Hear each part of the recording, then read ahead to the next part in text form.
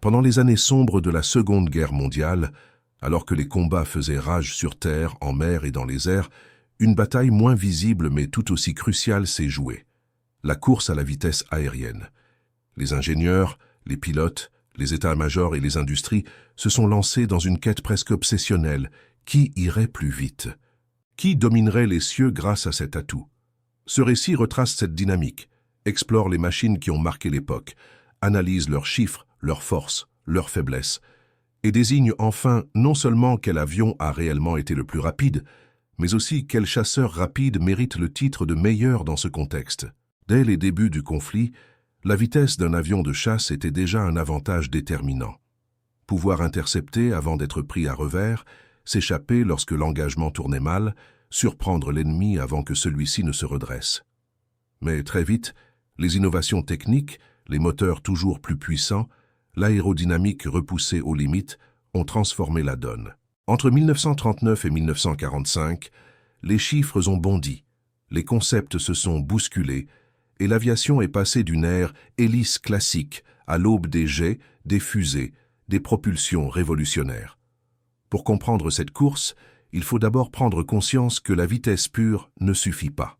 Elle est impressionnante en soi, mais lorsqu'elle est isolée de l'endurance, de la production, de la fiabilité ou de l'applicabilité en combat, elle peut rester un exploit technique sans impact stratégique. Dès lors, les avions qui se sont démarqués ne l'ont pas seulement par leurs fiches techniques, mais par leur capacité à être produits, engagés, maintenus, combiner vitesse et opérationnalité. Un des plus fascinants et paradoxaux candidats à la vitesse est le Messerschmitt Me 163 Comet, cet intercepteur allemand propulsé à fusée. Oui, à fusée. On peine à imaginer qu'une machine dotée de cette technologie ait pu voler et encore moins entrer en conflit.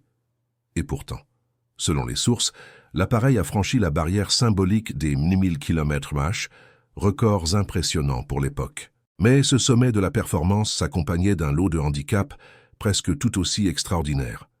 Le Me 163 entra en service au sein de la Luftwaffe en mai 1944. Il parvint à une vitesse de pointe estimée à plus de 1130 km/h lors d'un vol d'essai. Mais cette performance extrême avait un prix. L'autonomie était très réduite. Quelques minutes seulement de moteur fusée. La production était limitée, quelques centaines d'exemplaires. Les carburants hypertoxiques et instables, et les conditions d'atterrissage périlleuses. Le pilote montait en altitude à une vitesse vertigineuse, frappait, puis redescendait en mode planeur. Ce modèle de mission réduisait drastiquement l'impact réel en combat. Malgré tout, le Me 163 a marqué l'histoire. Il a montré que la vitesse pure pouvait atteindre des sommets inimaginables et a ouvert la voie à la réflexion sur l'aviation supersonique. Mais en tant que chasseur rapide utile dans la guerre, son bilan reste modeste. À côté de lui se trouvait le Messerschmitt Me 262, souvent considéré comme la première véritable génération de chasseurs à réaction opérationnelle. Ce chasseur, développé en Allemagne, est devenu opérationnel à partir de 1944. Avec ses 2 réacteurs turbojet, ce fut un saut technologique majeur. Il offrait une vitesse que les avions à hélice ne pouvaient tout simplement plus atteindre et ouvrait la voie à l'ère des jets. Dans sa version de production, le Me 262 affichait une vitesse d'environ 540 mph, soit 170 km/h, selon des sources fiables. D'autres études évoquent des performances de l'ordre de 870 à 907 km/h. Plus important encore, le Me 262 n'était pas un simple prototype ou gadget expérimental. Plus de 1400 exemplaires furent produits.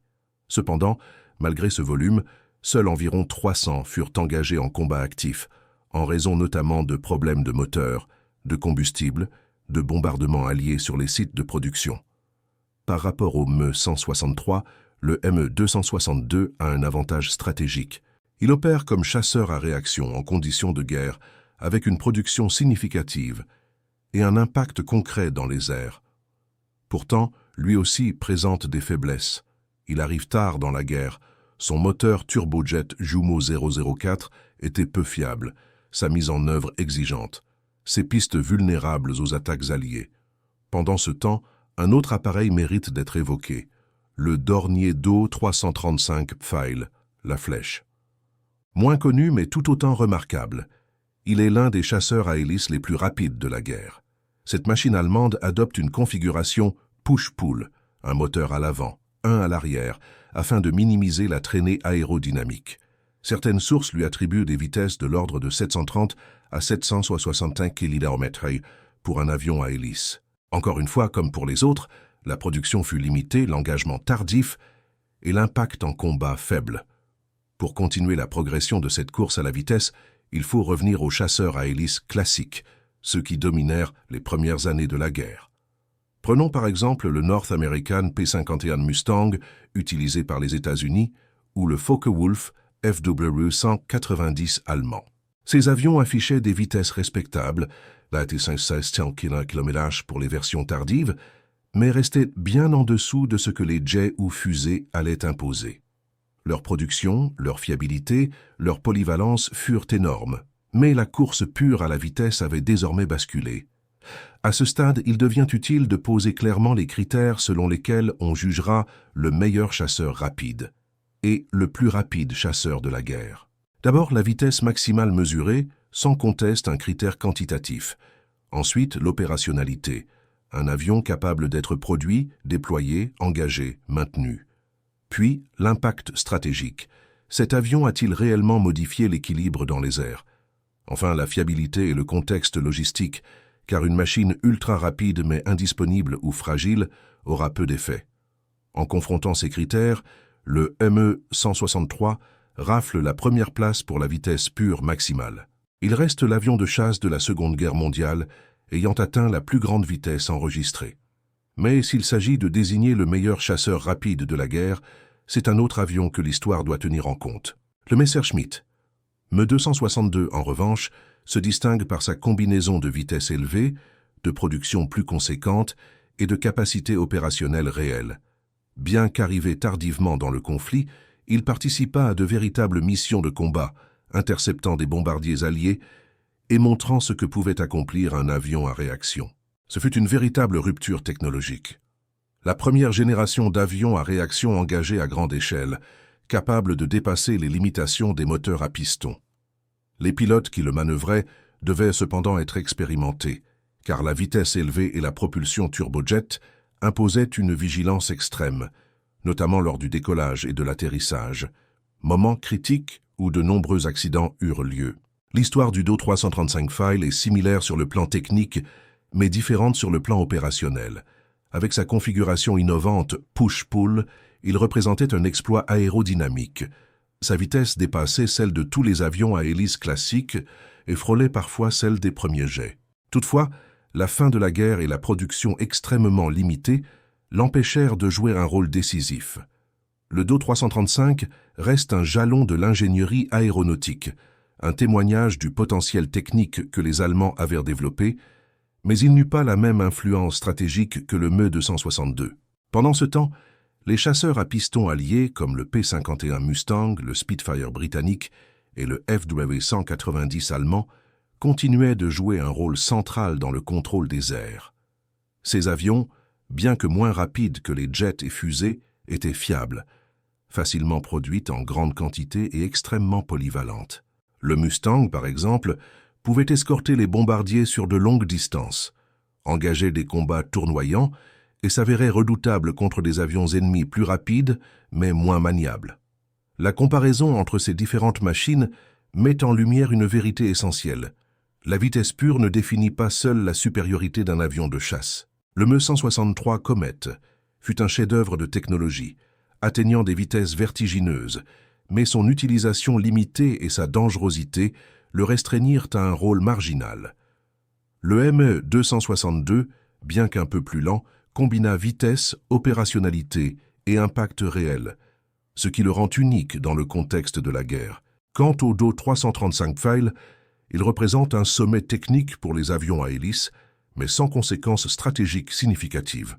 Les chiffres sont parlants, le ME-163 pouvait atteindre 1130 km/h dans des conditions idéales, mais souvent son autonomie ne dépassait pas 8 à 10 minutes de vol propulsé. Le Me-163, avec son moteur fusée, était instable. et chaque décollage ou atterrissage constituait un défi mortel. Les accidents furent nombreux, même pour des pilotes expérimentés. Le M262 nécessitait une coordination parfaite pour profiter de sa vitesse dans des combats contre des formations alliées supérieures en nombre. Ces histoires individuelles racontent autant sur l'ingénierie que sur la résilience humaine. À la fin de la guerre, cette course à la vitesse avait profondément transformé l'aviation. Le passage des avions à hélice aux jets et aux fusées annonçait l'ère moderne. Les ingénieurs alliés et allemands avaient montré que la vitesse pouvait dépasser les 1000 km/h, que des moteurs à réaction ou à fusée étaient exploitables et que la guerre aérienne était entrée dans une nouvelle dimension. Chaque vol, chaque essai, chaque mission constituait une étape vers l'aviation supersonique et les chasseurs modernes que nous connaissons aujourd'hui.